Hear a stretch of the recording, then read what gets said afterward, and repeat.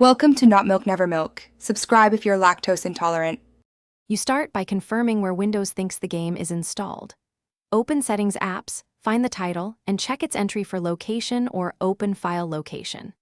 Next, scan common folders. See \program files, see \program files x86, and see \users\u\app data. Make sure File Explorer shows hidden items and file extensions so you can recognize package folders. Once done, note any store-based installs. Microsoft Store and Xbox Game pass often store files in protected folders rather than you now inspect protected locations and package metadata to find the exact files. Run PowerShell as admin and use getapps package with the game name to reveal package full name and install location. This tells you where the store package lives.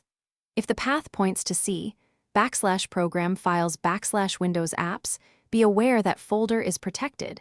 You can copy files out but avoid editing in place. Also check %local app data, %\, packages for writable save game and config data that the game actually uses at runtime. You finish by safely accessing or copying the files you need. Use Start menu shortcuts or the settings entry to open the file location. Then copy the entire game folder to a safe place before making changes. Backup saves from %local app data and documents first.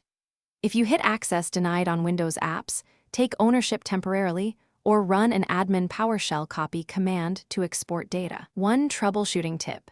If the store package still prevents access, use getapps package to reinstall or remove and re-download the app rather than editing protected files. Thanks for watching. If this was helpful, leave a like and consider subscribing. See you next time.